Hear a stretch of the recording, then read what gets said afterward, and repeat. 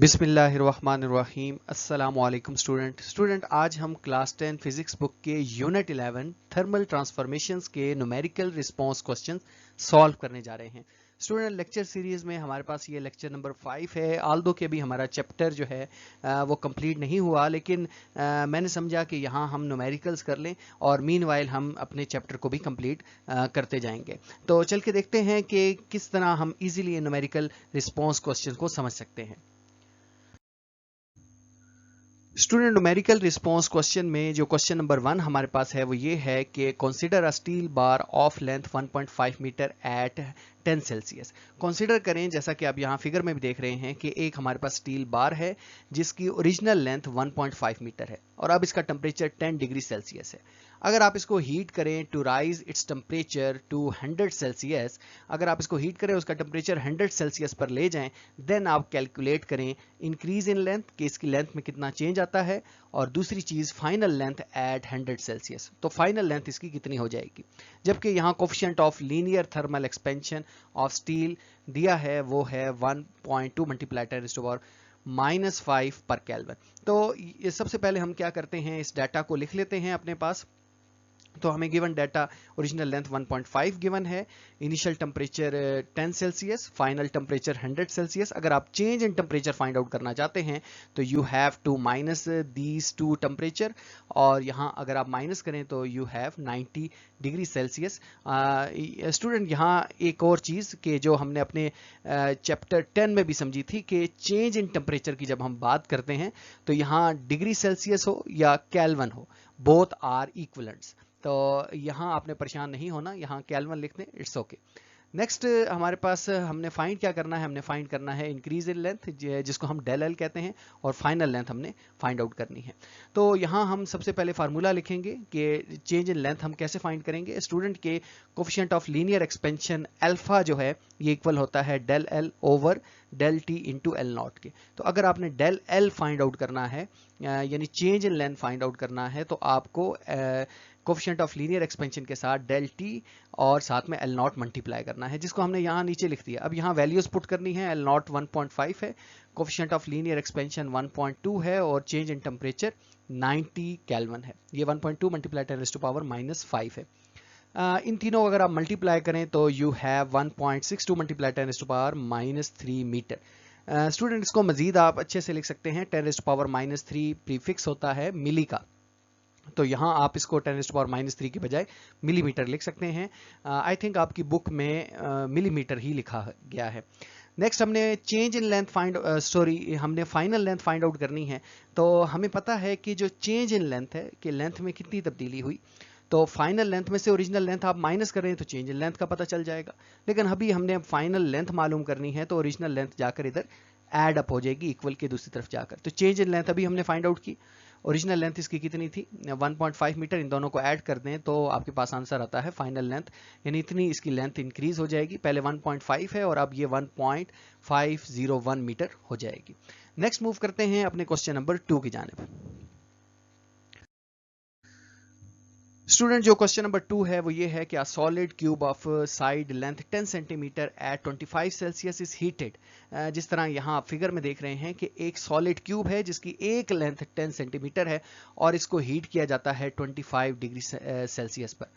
What will be increase in its volume at 125 degree Celsius, यानी जब इसका temperature 25 से इंक्रीज करते हुए 125 डिग्री सेल्सियस तक ले जाएंगे तो इसकी वॉल्यूम में क्या चेंज आएगा वो आपने फाइंड आउट करना है। वहां हमने चेंज इन लेंथ फाइंड किया था, यहाँ हम change in volume find out करेंगे।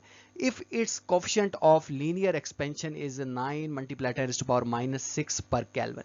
स्टूडेंट यहाँ ये देखें कि इन्होंने लीनियर एक्सपेंशन दिया है, यहाँ हमें चाहिए वॉल्यूमेट्रिक एक्सपेंशन, लेकिन परेशानी की कोई बात नहीं, हमने रिलेशन पढ़ रखा है between linear and volumetric expansion which is beta is equal to 3 alpha. तो वो लगाकर हम यहाँ वॉल्यूमेट्रिक एक्सपेंशन का कोफिशिएंट फाइंड आउट कर लेंगे और इस क्वेश्चन को हम सॉल्व कर लेंगे। तो मूव करते हैं अपने डाटा की तरफ।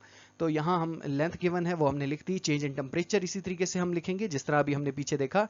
125 डिग्री सेल्सियस फाइनल है, ओरिजिनल टेम्परेचर 25 है, माइनस करेंगे तो चेंज का पता चलेगा, और चेंज में मैंने आपको बताया है कि आप केल्विन लिखते हैं, डिग्री सेल्सियस लिखते हैं, सेम होता है। तो 100 केल्विन यहाँ हो जाएगा। इंक्रीज इन वॉल्यूम हमने फाइंड आउट करना है, तो फार्मूला हम इसमें यूज करेंगे। इसमें हमने फाइंड आउट करना है चेंज इन वॉल्यूम। तो चेंज इन वॉल्यूम हम ये coefficient of volumetric expansion beta है, बीटा हमारे पास del V over del T into V naught होता है। तो डेल वी कैसे फाइंड आउट करेंगे, इसको इधर जाकर मल्टीप्लाई कर दें, तो डेल वी हमारे पास beta del T into V naught होता है। तो यहाँ हमें बीटा चाहिए, चेंज इन टेम्परेचर चाहिए और ओरिजिनल वॉल्यूम चाहिए। तो देखें कि बीटा भी हमें गिवन नहीं है, सिर्फ चेंज इन टेम्परेचर गिवन है जो कि 100 केल्विन है, और ओरिजिनल वॉल्यूम भी हमें गिवन नहीं है, वो लेंथ गिवन है। तो लेंथ से वॉल्यूम कैलकुलेट करेंगे और बीटा हमारे पास इज इक्वल टू 3 अल्फा के फार्मूला से कैलकुलेट करके इस फार्मूला के अंदर पुट करके हम अपनी वैल्यू को फाइंड आउट कर लेंगे। तो यहाँ हम लिख सकते हैं कि वॉल्यूम हम फाइंड करेंगे एल क्यूब से, यानी लेंथ को 3 टाइम मल्टीप्लाई करें तो आपके पास वॉल्यूम आ जाता है। तो यहाँ हम पहले वॉल्यूम फाइंड आउट करेंगे। लेंथ हमारे पास 10 है, 10 का क्यूब लें तो ये 1000 मीटर क्यूब आ जाएगा, जबकि बीटा हमारे पास 3 अल्फा के फार्मूला से आएगा। Alpha coefficient of linear expansion ये हमारे पास है, इसको हमने पुट कर दिया, तो यहाँ beta coefficient of volumetric expansion हम फाइंड आउट कर लेंगे। अब हमने यही फार्मूला लिखना है, इसमें change in volume is equal to beta del T V naught. तो बीटा हमारे पास ये आ गया, चेंज इन टेम्परेचर जो था वो 100 केल्विन था और वॉल्यूम जो है वो 1000 मीटर क्यूब था। अगर आप इन तीनों को मल्टीप्लाई करें तो you have 2.7 centimetre cube. Student एक और इम्पॉर्टेंट चीज़ है कि अगर आपके ज़हन में यहाँ ये आ रही है बात कि हमने एसआई में क्यों नहीं रहना, कि एसआई में तो लेंथ की यूनिट मीटर होती है, यहाँ सेंटीमीटर लिखा है, तो इसका सिंपल आंसर ये है कि जिस तरह का क्वेश्चन होगा आंसर वैसा ही आप लोगों ने देना है। यानी बड़ी क्लासेस में ऐसा नहीं होता कि आप जो है वो एसआई में ही रहें, ज़रूरी नहीं है ये। तो जिस तरह देखें यहाँ लेंथ सेंटीमीटर में थी तो वॉल्यूम भी आप सेंटीमीटर क्यूब में दें। अगर आप चेंज करना चाहते हैं तो तब भी इट्स ओके, कोई मसला नहीं, चेंज करके लिख लें। यहाँ इसको 100 से डिवाइड करें, मीटर में आ जाएगा और आपके पास आंसर भी मीटर में आ जाएगा। नेक्स्ट मूव करते हैं क्वेश्चन नंबर 3 की जानिब। स्टूडेंट जो न्यूमेरिकल क्वेश्चन नंबर 3 है वो ये है कि a steel rail road track segment is 10 metre long at a cool morning temperature of 15 degree Celsius. यानी सुबह मॉर्निंग के वक्त एक स्टील रेल रोड ट्रैक है जिसकी लाइन सेगमेंट जो है वो 10 मीटर लॉन्ग है। The coefficient of linear expansion for steel is 1.2 multiplied 10 raised to power minus 5 per Kelvin. Later in the day the temperature rises to 30 degree Celsius. दिन के वक्त temperature बढ़ जाता है। How much will the steel track segment expand in length? यानी ये steel track है, इसकी इनिशियल लेंथ जो है वो 10 मीटर है, दिन के वक्त टेम्परेचर बढ़ जाएगा, पहले 15 डिग्री सेल्सियस है, दिन के वक्त टेम्परेचर बढ़ के 30 डिग्री सेल्सियस हो जाएगा। तो आप बताएं कि इसकी जो इंक्रीज होगी कितना ये स्टील ट्रैक जो है वो इंक्रीज होगा इन लेंथ में, वो हमने फाइंड आउट करना है। तो इसका डाटा लिख लेते हैं। गिवन में हमारे पास ओरिजिनल लेंथ है, कोफिशिएंट ऑफ लीनियर एक्सपेंशन है, साथ में चेंज इन टेम्परेचर हम फाइंड आउट करें तो यहाँ 30 फाइनल में से इनिशियल आपने माइनस करना है। यहाँ अगेन यहाँ केल्विन लिखा होना चाहिए था, ये डिग्री सेल्सियस लिखा है मिस्टेकनली, लेकिन यहाँ केल्विन होना चाहिए। नेक्स्ट हम फार्मूला यूज करेंगे लीनियर एक्सपेंशन का, जो हमें पता है, अभी हम देख कर आए हैं कि del L is equal to L naught alpha into del T होता है। तो यहाँ आप इसको लिख लें और इन सबको मल्टीप्लाई कर लें। L naught original length 10 metre है, coefficient of linear expansion 1.2 multiply 10 to power minus 5 है, और चेंज इन टेम्परेचर हमारे पास 15 केल्विन है। 15 डिग्री सेल्सियस हो, 15 केल्विन हो, बोथ आर इक्विवेलेंट। नेक्स्ट इन तीनों को मल्टीप्लाई कर लें तो ये हमारे पास आता है 1.8 मिलीमीटर। तो इसका राइट आंसर हमारे पास 1.8 mm आ जाएगा। नेक्स्ट मूव करते हैं स्टूडेंट।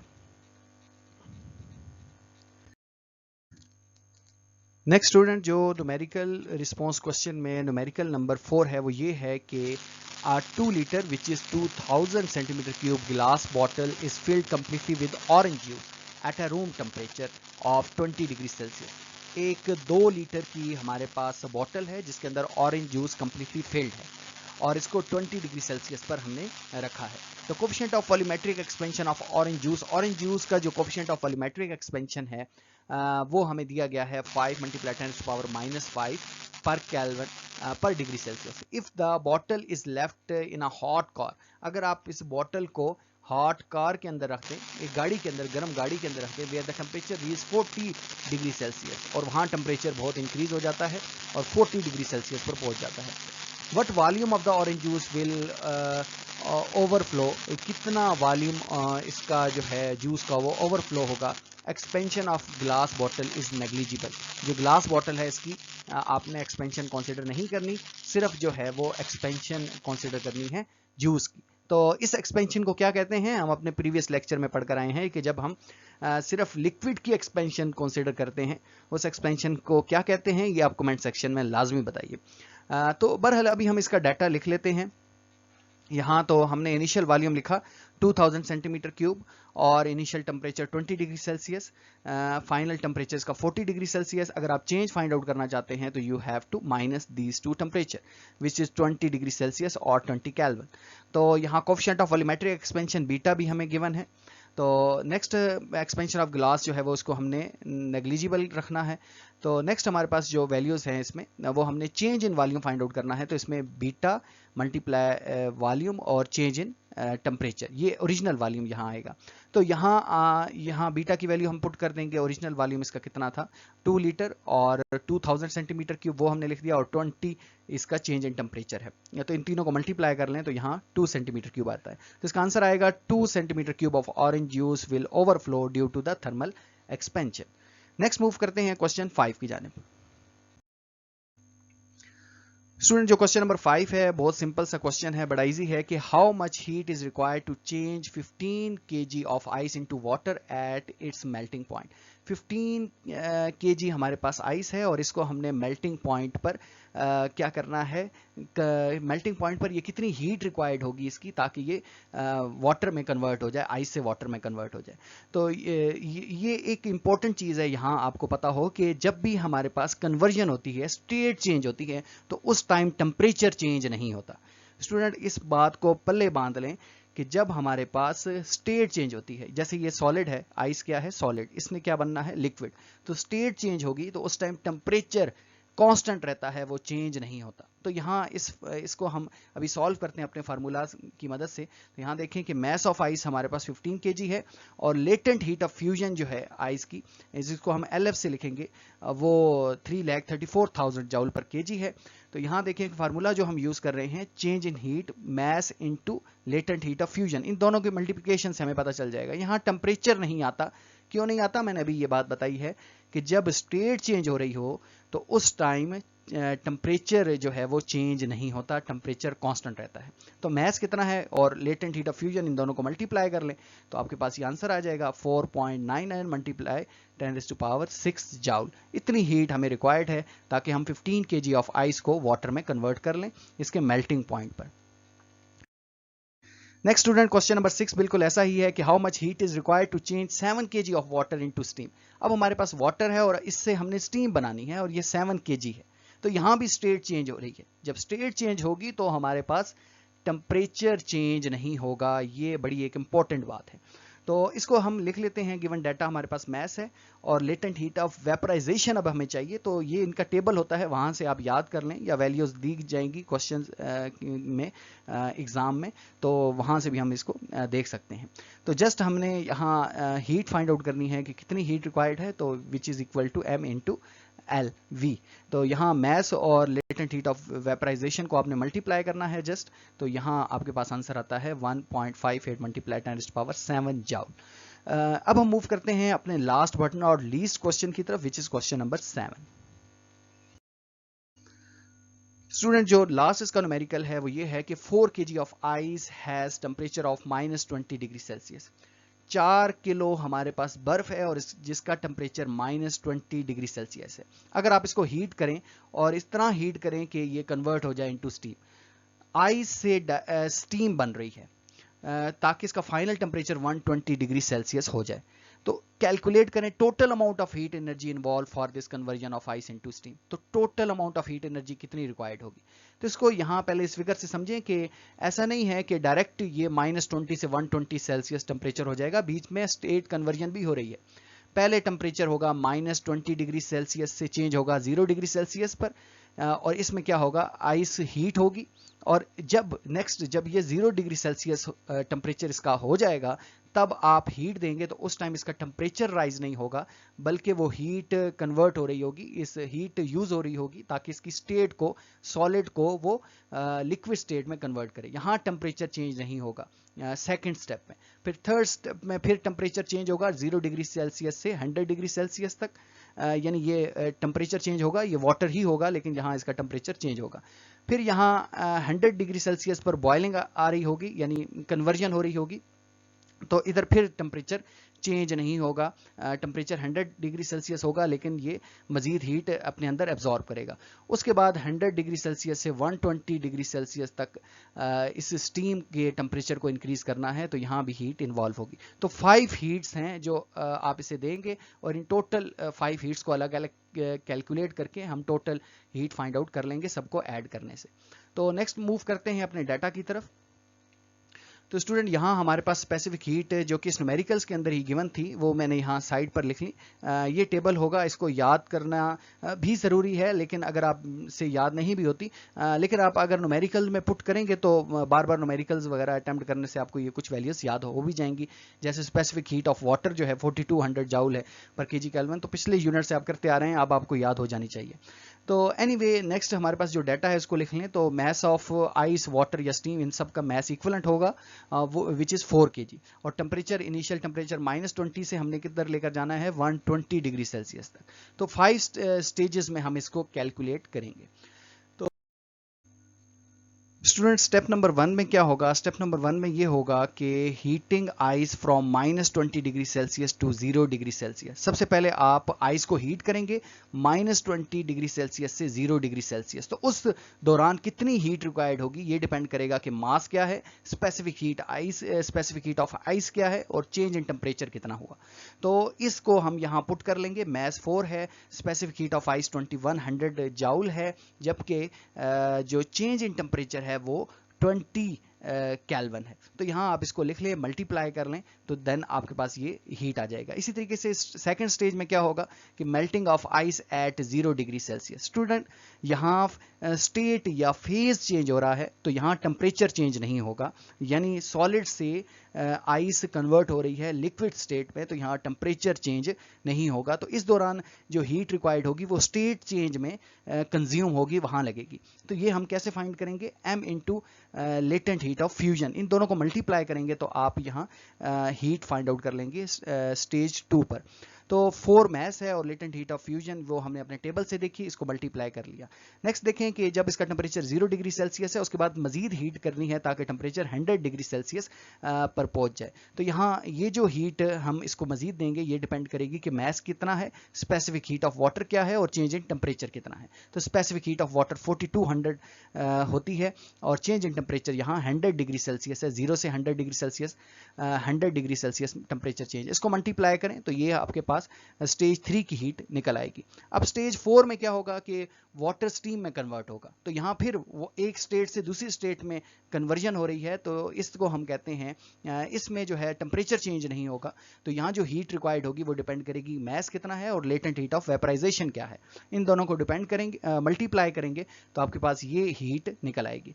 नेक्स्ट स्टेट जो 5 है, फेज 5 है, उसमें क्या करेंगे कि वाटर को मजीद हीट करेंगे। वाटर नहीं है, यहाँ स्टीम है, स्टीम को मजीद हीट करेंगे, और ये 100 डिग्री सेल्सियस से 120 डिग्री सेल्सियस इसका टेम्परेचर अचीव हो जाएगा। तो यहाँ देखें चेंज इन टेम्परेचर भी हमें रिक्वायर्ड है, specific heat of steam required है, और मैस रिक्वायर्ड है। इन तीनों को हम मल्टीप्लाई करें तो यहाँ हमारे पास 1,60,000 जाउल हीट रिक्वायर्ड है। तो एट द एंड हम क्या करेंगे, टोटल हमने हीट फाइंड करनी है, तो सब हीट को ऐड अप कर देंगे। टोटल हीट को आप ऐड करें तो आपके पास जो आंसर आता है 1.2 मल्टीप्लाई 10⁻⁷ जाउल हमारे पास टोटल हीट आ जाएगी, जब आप टेम्परेचर -20 डिग्री सेल्सियस से 120 डिग्री सेल्सियस ले जाएंगे। स्टूडेंट इसमें इंपॉर्टेंट चीज़ ये है कि यहाँ स्टेट भी चेंज हो रही है, कभी वो सॉलिड से आइस से लिक्विड बन रहा है और लिक्विड से फिर वो गैस बन रहा है। तो इस तरह हमने सारी हीट अलग अलग कैलकुलेट करके टोटल हीट के लिए सबको ऐड कर दिया। स्टूडेंट इसके साथ हमने अपने न्यूमेरिकल्स रिस्पॉन्स क्वेश्चन को सॉल्व कर लिया। अगर कोई भी क्यूरी है या क्वेश्चन है तो कमेंट सेक्शन में लाजमी पूछिए। मिलते हैं न्यू वीडियो लेक्चर के साथ। अपना बहुत ख्याल रखिएगा, तब तक के लिए अल्लाह हाफिज़।